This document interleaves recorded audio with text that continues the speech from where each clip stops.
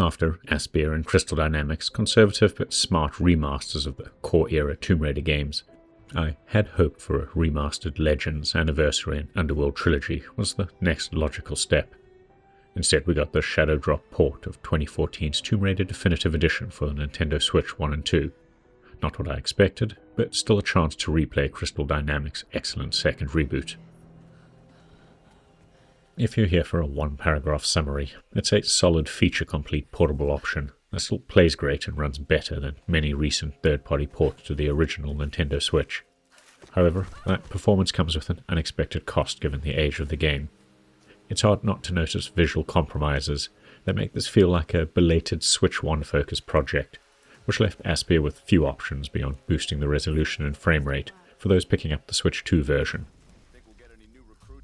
It's hard to believe this reboot first released on the Xbox 360 and PlayStation 3 all the way back in 2013, before receiving a spruced up definitive edition for the Xbox One and PS4 the following year.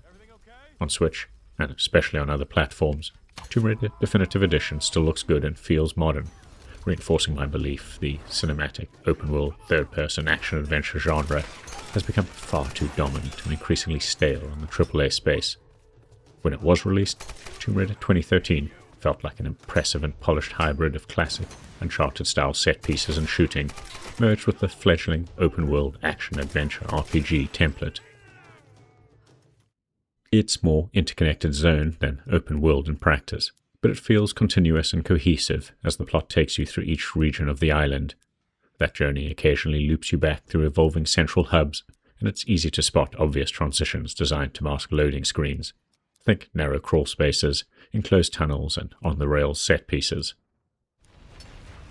There are parts that feel closer in design to Crystal Dynamics' first 2006 to 2008 reboot trilogy, in which you spend the bulk of your time running, jumping, puzzling, and driving rare animals closer to extinction. But there's a gradual shift towards wild set pieces and more frequent firefights in the latter half.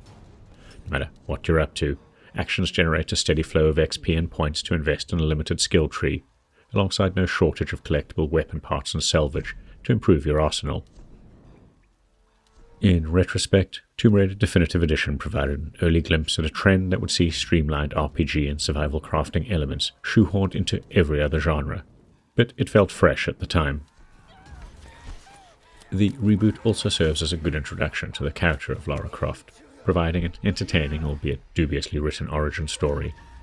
Lara goes from being a terrified victim, retching after her first kill in self-defense, to killing hundreds of cult-like castaways and undead samurai in increasingly brutal ways, such as gratuitous executions you can unlock in a skill tree for bonus XP. As a result, Tomb Raider Definitive Edition still serves as an excellent example of narrative dissonance in video games. Think gameplay systems and storytelling that don't feel coherent. That said, it's still a wild ride and good fun if you don't overthink it. A young Lara and diverse crew of Hollywood-style archetypes, most only fleshed out later in flashback cutscenes, are shipwrecked in the Dragon's Triangle while on the hunt for the civilization of an ancient Japanese empress who was said to control the weather. A grueling opening act sets the tone, with Lara escaping from a pursuer through a series of gameplay tutorials and classic stick-wriggling, button-mashing QuickTime events. As a precursor of what's to come, failing any of those early QTEs rewards you with a gruesome death scene before setting you back to try it again. There's a strong central mystery to keep you hooked, with Lara trying to understand the nature of the cult, the extreme weather events, and what her friend Sam has to do with it all.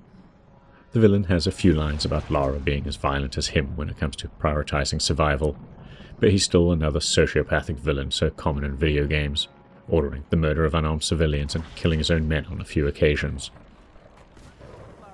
Lara's companions also cover the usual bases.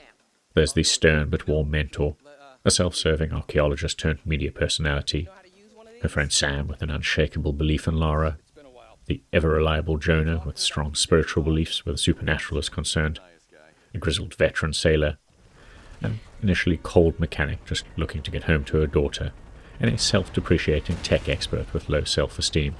They all live, and some die, exactly as you would expect for the character archetype.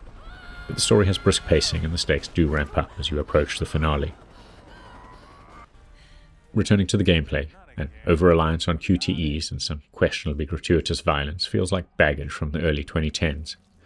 But, thankfully, most of the game plays out as a mix of slick third-person platforming, light puzzling, wild set pieces, and scrappy shooting that sees Lara automatically ducking behind anything waist-high. There are white and yellow markers to guide you while platforming.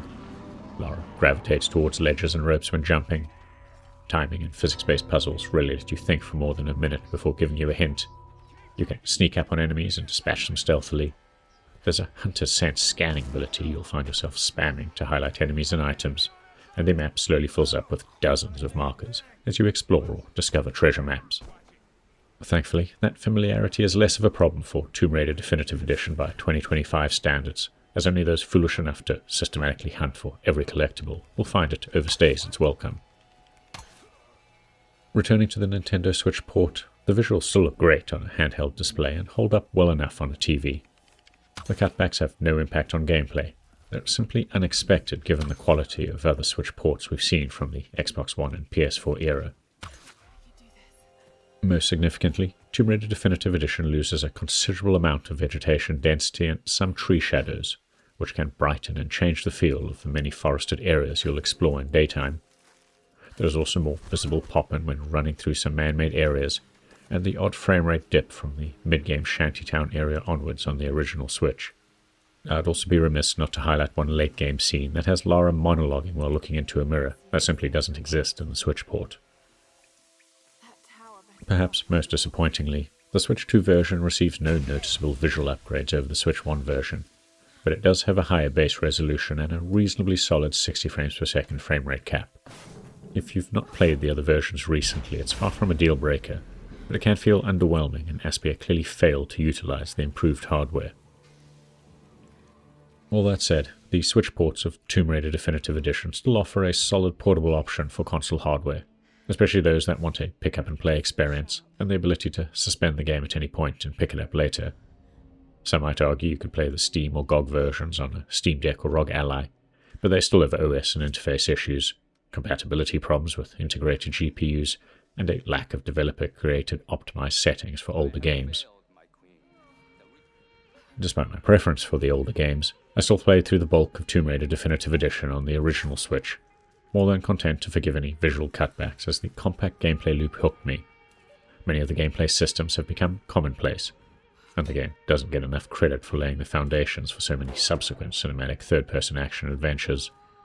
But I would argue it's still worth playing for the first time if you missed it, or worth replaying if you're now a handheld gamer looking for an excuse.